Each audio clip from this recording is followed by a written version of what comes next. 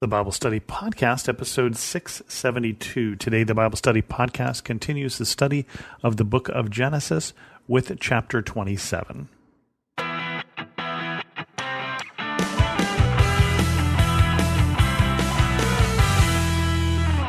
Welcome to the Bible Study Podcast. I'm your host, Chris Christensen.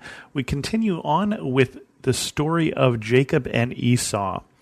And you may remember that by this point, Jacob and Esau were brothers. They were twins. Esau born a little bit before his brother, Jacob, and Jacob was born holding on to the heel of Esau. And so they called him Jacob, which means to grasp the heel or to contend with. And Esau is ruddy or red. And so they have had some problems. One is daddy's boy and one is mama's boy. Esau is a hunter and his father's favorite, and Jacob likes to be around the tents and he's his mother's favorite. And one day Esau came home hungry and sold his birthright for some stew. And so he didn't hold that in very high regard. That sort of sets us up to this one. When Isaac was old and his eyes were so weak that he could no longer see, he called for Esau, his older son, and said to him, "My son." "Here I am," he answered. Isaac said, "I am now an old man, and I don't know the day of my death. Now then, get your equipment, your quiver and bow, and go out to the open country to hunt some wild game for me. Prepare me the kind of tasty food that I like and bring it to me to eat, so that I will give you my blessing before I die." Now Rebekah was listening as Isaac spoke to his son Esau. When Esau left for the open country to hunt game and bring it back, Rebekah said to her son Jacob, "Look, I overheard your father saying to your brother Esau, 'Bring me some game and prepare me some tasty food to eat, so that I may give you my blessing in the presence of the Lord before I die.' Now, my son, listen carefully and do what I tell you. Go out to the flock and bring me 2 young goats, so I can prepare some tasty food for your father, just the way he likes it. Then take it to your father to eat, so that he may give you his blessing before he dies." Jacob said to Rebekah his mother, "But my brother Esau is a hairy man, while I have smooth skin. What if my father touches me? I would appear to be tricking him, and would bring down a curse on myself rather than a blessing."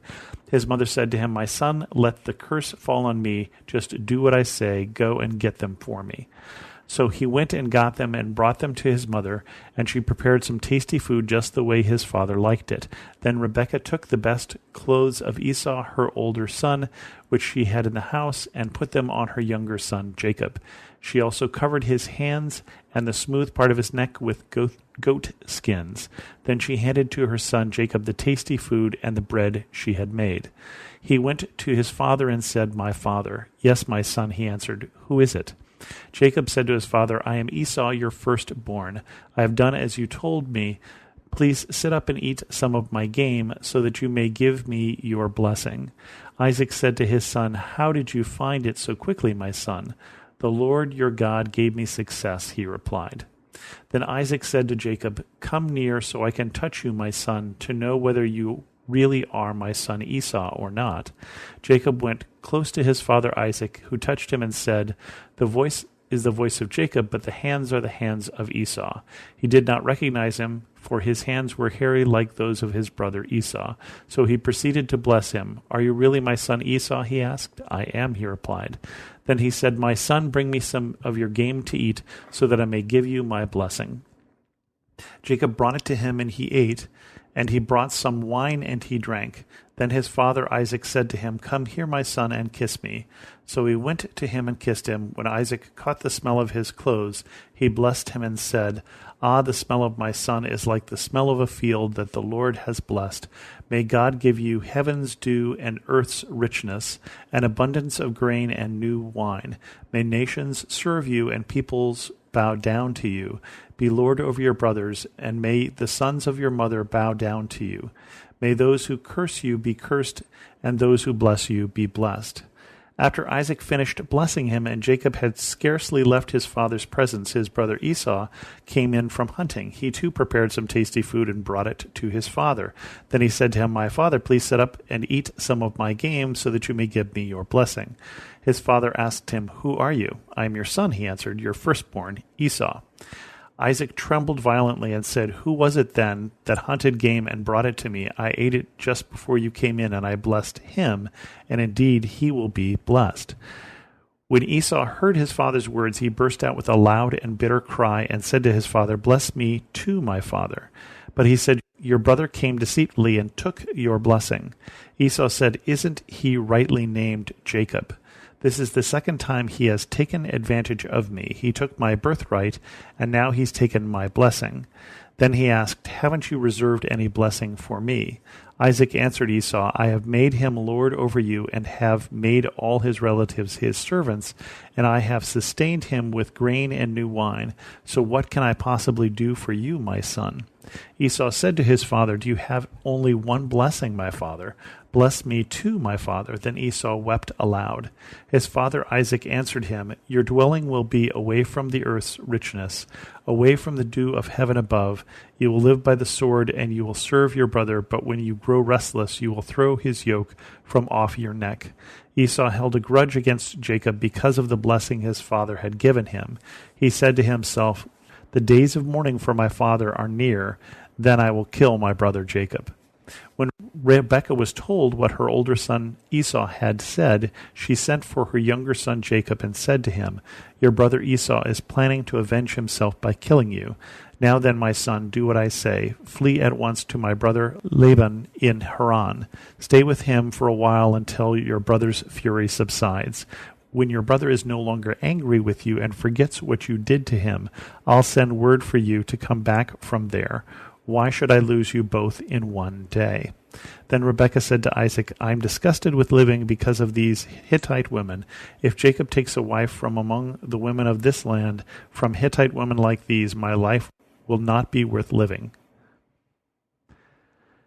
So, Jacob, which again means to grasp the heel, is an idiom for he deceives. We really see in this story Jacob the deceiver. Now, this will become ironic in the next couple chapters, and you'll see why. And it's interesting because Esau says, well, this is the second time he has done this to me. Well, the first time, it was quite open and honest. Basically, Jacob said, "Sure, I'll give you some stew. You give me your birthright." And he said, yes. You can't really blame that on Jacob, but this absolutely is deception. Now, it's deception instigated by his mother, but it's still deception. He still is lying to his father and stealing the blessing. Now, the blessing is an interesting thing because we talk about the firstborn and the younger son. We're talking minutes here, right? They are twins. They are the same age except for those few minutes, but those few minutes make a big difference in this culture where you don't split everything every generation between the sons, because otherwise then you have nothing. And so the older son is going to get more. And the older son in this case is going to get the blessing.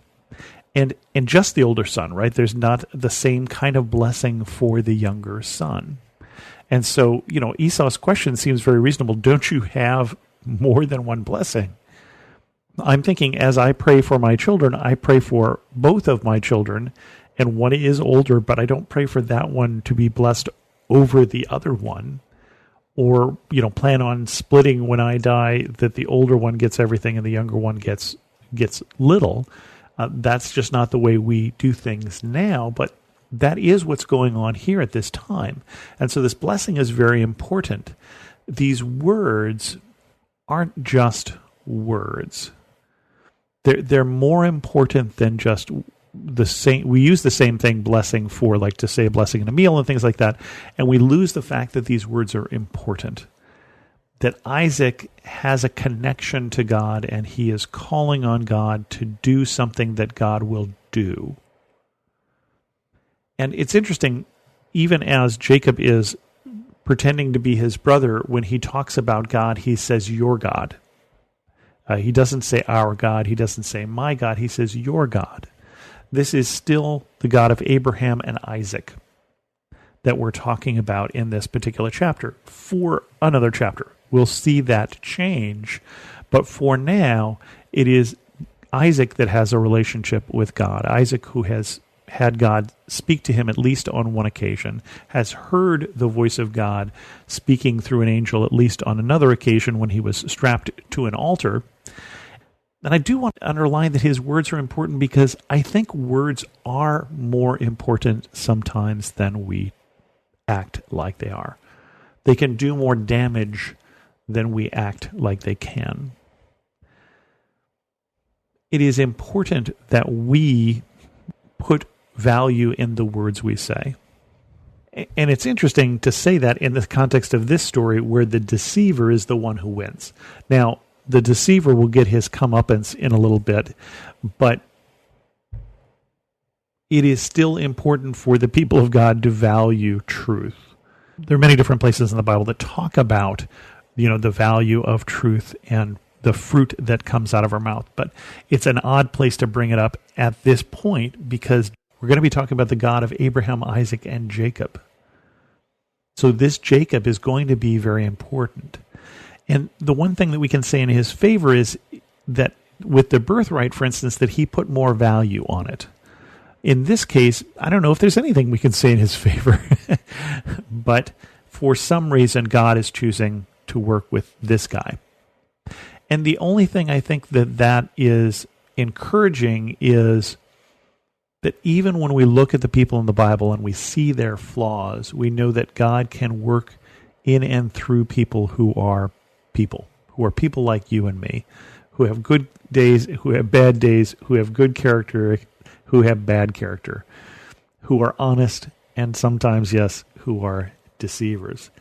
Doesn't mean he encourages us to do that, but there you go.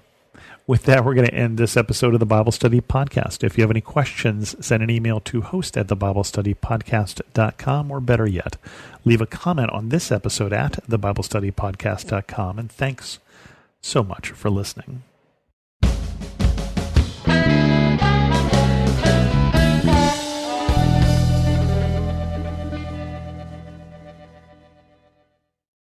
Has fear stolen your peace? I'm Jennifer Slattery, lead host of the Faith Over Fear podcast, helping you fight your fears and grow your faith. Subscribe at lifeaudio.com.